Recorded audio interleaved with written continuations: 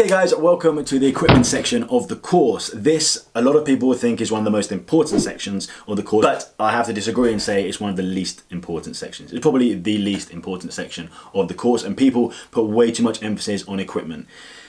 Let me talk to you, let me be real. Okay, so there is a cheat sheet for this, which is a PDF which you can click on. I'm going to show you the equipment that I use, and you can click on it and go and see the equipment that I have and check it out on Amazon, all right? But I'm going to put emphasis on this, and a lot of people don't say it because perhaps they want you to click through and buy equipment they have affiliate links for, whatever it is. I'm going to tell you and be real. There is no camera out there that's going to make your vlogs better. That's fact. All modern cameras or phones, the camera quality is fine. It's perfect for vlogging and making videos. You do not need to worry about that. I've worked with people shooting for newsreels, and they're shooting for Sky and big TV channels using an iPhone with a little onboard mic, and they're filming celebrities, and that's how they're shooting. Video content is fine on all devices, and this is the reason. You have to remember this. Think how your content is being consumed.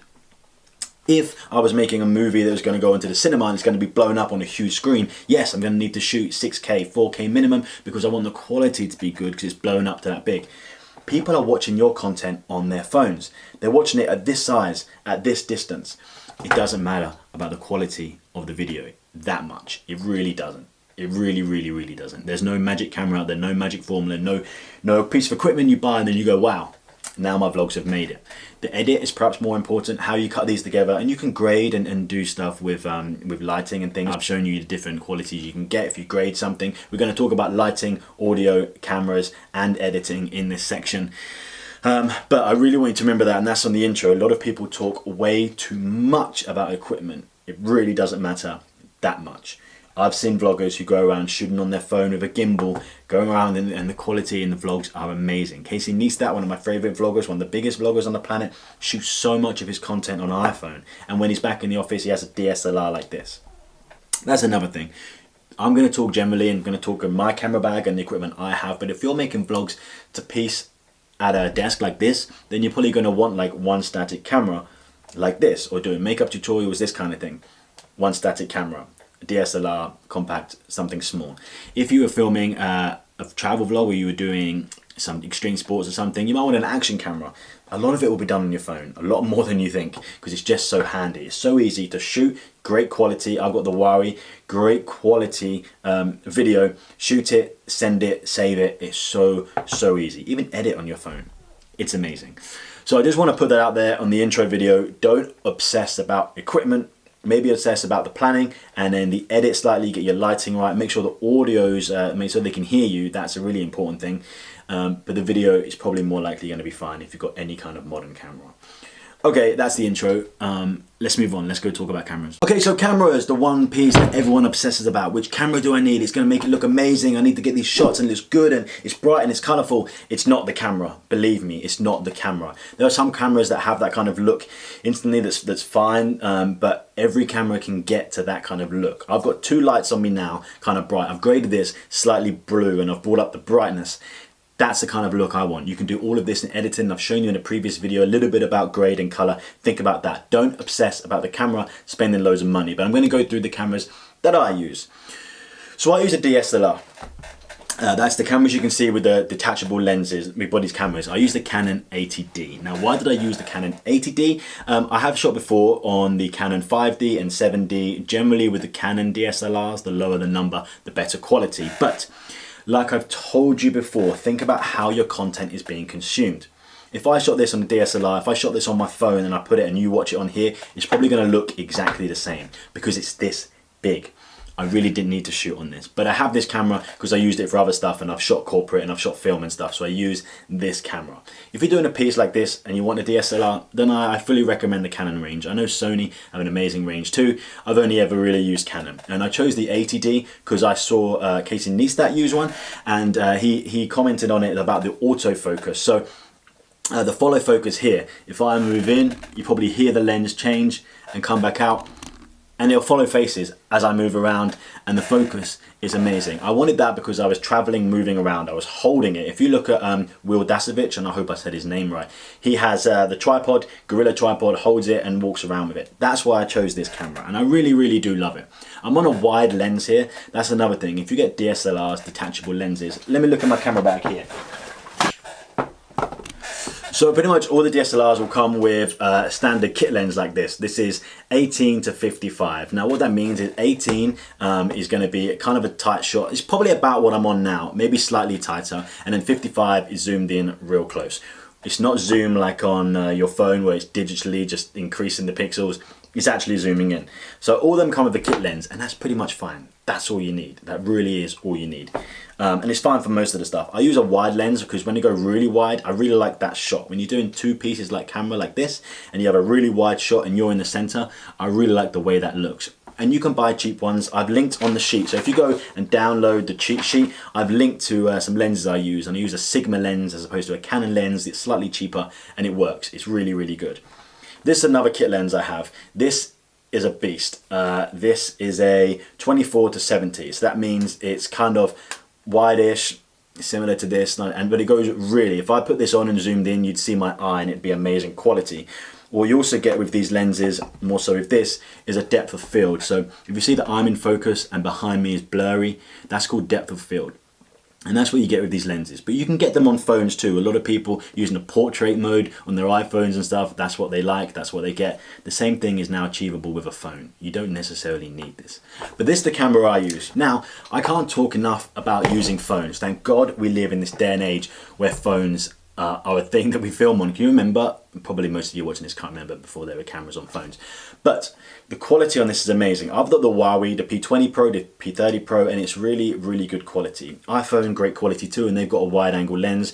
Think about if you're filming how good the selfie camera is and how wide that is, or whether you need to film facing this way to get a wide enough lens. Think about that. But the quality on a phone is amazing, and what's best is its durability. It's in your pocket, take it out, film, snap, easy. Do you know how much more harder it's going to be to set up a DSLR like this, quickly put a lens on, get this out, do and shoot something if you were traveling or something? It's not. It's not possible. That's why I use this for traveling. Plus, when you're walking like this, filming yourself, and the steady's fine. When you're filming yourself doing this, people don't look at you as crazy as if you were using a DSLR and you had a huge camera filming yourself going along. People think you're on like FaceTime or something. I use phones, great quality. The audio is usually perfect too. You don't actually have to do that much now with audio. I know you can get a plug-in lapel mic for these, and I'll go through mics in another video. Phones, if I could do it all again, I'd probably use my phone way, way more. In fact, I used it so much when I was traveling. If I'd set up again, I would just have a phone. I wouldn't even worry about this, having a bigger camera. You can also get a box that this sits in. I had one somewhere with a sit on a mic on the top and plug that in so you can have a directional mic. Now you've got almost a professional camera setup from a phone. I've seen reporters use it just like that. I'm going to show you this that goes with the phone. So this is a gimbal, DJI gimbal. The phone sits in here like this. It comes on. I don't think there's going to be any power in this. No, I haven't used it in ages. So it comes on and then it steadies. So if I was to move this around like this with my camera, with the phone, it steadies and it flows so that your shot looks amazing. So you can actually hold this, talk to your camera, go around, and it's going to be great. You can then flip it really quick and film as you go along. Just use your phone. If you're just starting out and you don't spend a lot of money, you don't need a lot of money, you probably already got a smartphone. Use and utilize that. Go on Amazon, you can buy a cage that your phone sits in, that sits a little microphone on top that plugs into here, and you've got a professional setup. Put a little tripod on the bottom of that, and that is all you need, I promise you. I can't talk enough about using phones for your blogs. Now, of course, there are some scenarios where this won't do. As good as the steady is, when I shoot on 2K, not 4K on this, the steady is actually really good.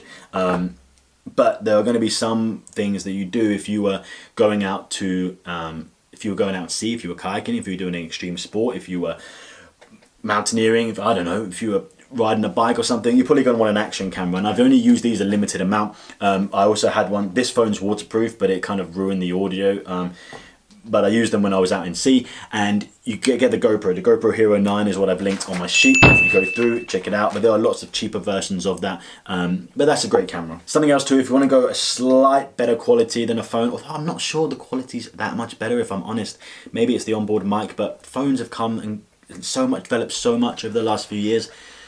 I don't know, there's point and shoots, and I recommend the Sony Cybershot, which I used a little bit, and some friends of mine have used it. And again, the reason it's good is because it's a small camera, whip it out, shoot, but you've already got a phone probably. I think what we're taking away from this section in the camera is if you're going to sit down and do tutorials like this, a bit similar to my setup, whatever it's about, if you're in one static location, then sure, get a DSLR and get some nice lenses and go really wide and stuff. If you have limited money, limited resources, or for just most vlogs, it's fine. Invest in a phone. You know, your phone contract probably comes up soon, or buy the phone outright. If you're looking at buying an iPhone, one thing I would suggest is buy it directly from Apple, and you can pay contractually still monthly to buy off your device with Apple. I think it's 0% too, it doesn't cost you anything, just like you would with any of your other networks, and then buy a SIM-only chip. So then you're paying £10 a month, whatever it is, $15 for your SIM-only chip that goes in your phone, and you're paying Apple for your phone separately. That's a better way to do it, I think, than doing it through the networks, which can be a little bit more expensive. Anyway, go in and research. If I was you, I'd spend my time researching different cameras and go into a phone shop, if people still go into phone shops, and test this out. The one thing I would test is, one, video and see how wide the shot can be on the back camera, and then do the selfie camera and see how wide you can get. Because if you set this up like this and you want to see your own image, you want to see yourself, you want it to be quite wide like the shot I've got now. Go in and test and play with those. Then you want to upgrade, go to the DSLR or something. Don't worry about mirrorless or not. Don't get too technical about it. What people get with cameras is they get so technical, but this, but that, but the sensor in this, sensor in that. Yeah, but you're making content that's going to be watched on a phone. It's going to be this big. It's going to be 6 inches, you know. It's not going to be shot like this. Don't worry about it too much. Really, really don't worry. Too many videos about people insisting equipment makes such a difference to their vlogs. Not with camera, not with a modern camera. Honestly, you'll be fine. Okay. That was it. That's all I want to say about that. Thank you so much. We're going to move on to audio. Audio is slightly more important because it can make your video a lot less watchable. And the advancement in audio is not quite as advanced as picture. You can't go wrong with a modern phone, modern camera with your video. But as far as audio goes, a little bit of a different story. So let's go to audio in the next video. Okay, audio. I mentioned in the last video that audio is slightly more important than actually the picture, the video. And that's because with a modern camera of any kind, if a camera's come out in the last several years, if you've got a phone that's come out in the last several years, the video is going to be great. Audio is a different story.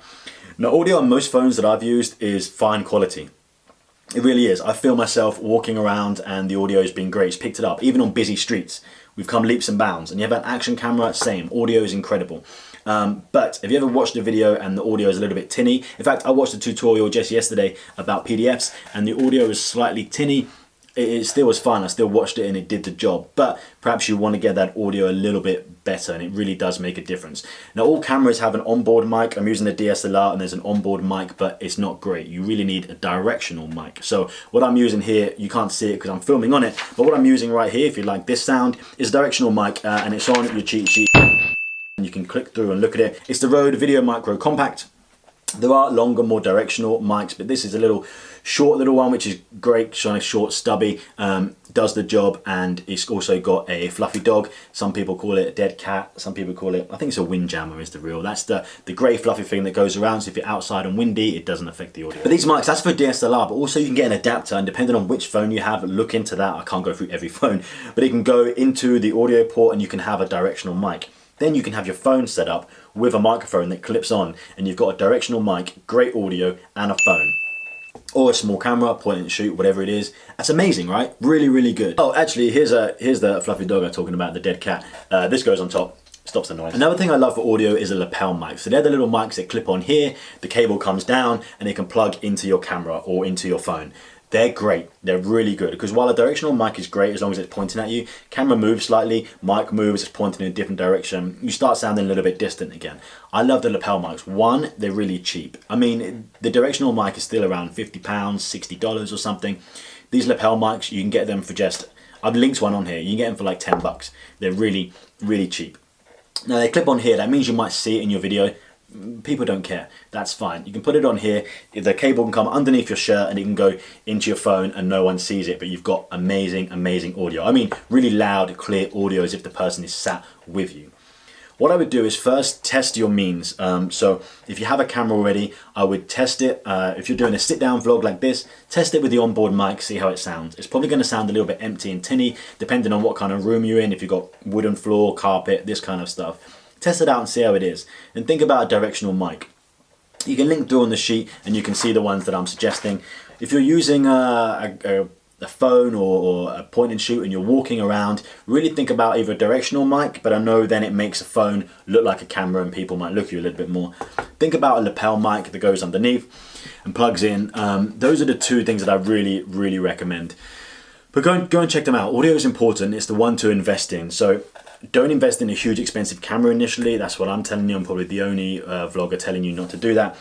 Have your phone and invest in a microphone for your phone. See how it is anyway. It might be great. A lot of these phones have great cancellation and there's so much you can do in the edit too, but it's better to do it straight into a camera.